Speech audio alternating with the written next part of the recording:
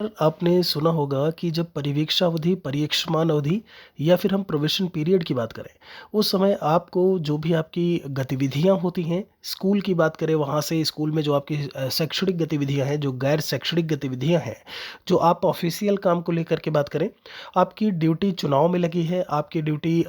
जब हम लोकल किसी इलेक्शन की बात करें उसमें लगी हुई है, आपकी ड्यूटी लगी है जो परीक्षाएँ होती हैं, बोर्ड की परीक्षाएँ जो इस समय जैसे कि इस समय बिहार में अभी चल रही हैं, तो ऐसे में उन सभी में ये कहा जाता है कि आपको बहुत ही ध्यान रखना होता है जब आप प्रोबेशन पीरियड में चल रहे होते हैं। कोशिश ये ऐसा कहा जाता है कि आपको कोशिश ये करनी है कि बिल्कुल से आपसे गलती ना हो और प्रोबेशन पीरियड की बात करें तो अभी एक पत्र जो है वो शिक्षा विभाग बिहार सरकार के द्वारा जारी किया गया। पहले 2 साल होता था, आपका नोटिफ़िकेशन बीपीएससी टियर 3 की बात करें नोटिफ़िकेशन जब आया है, उसमें भी 2 साल ही प्रोबेशन पीरियड की बात की गई है। लेकिन अभी एक पत्र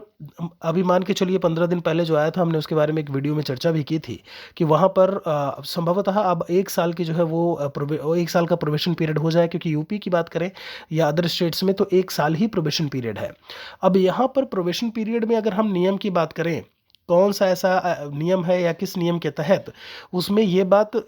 बहुत ही स्पष्ट जो है वो वर्णित है, मेंशन किया हुआ है कि अगर वैसी कुछ गलतियाँ होती हैं तो आपको सेवा से निष्कासित कर दिया जाएगा, बर्खास्त कर दिया जाएगा।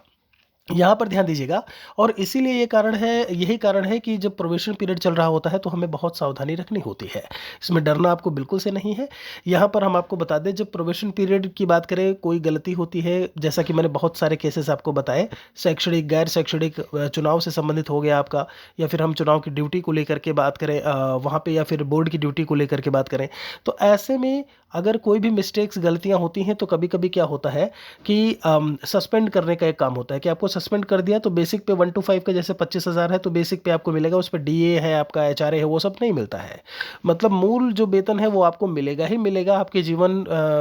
को चलाने के लिए, जीवन को सुचारू रूप से चलाने के लिए।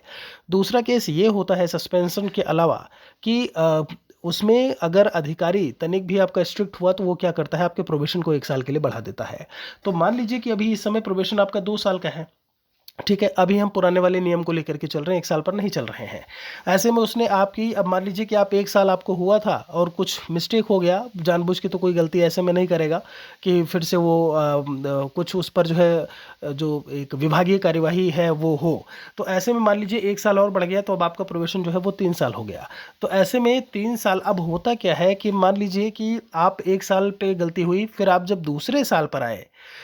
साल पर आए तो कुछ आपसे फिर से गलती होगी और वो गलती मतलब समझ रहे हैं एक बड़ी मिस्टेक ही होती है, छोटी-मोटी मिस्टेक्स नहीं होती हैं।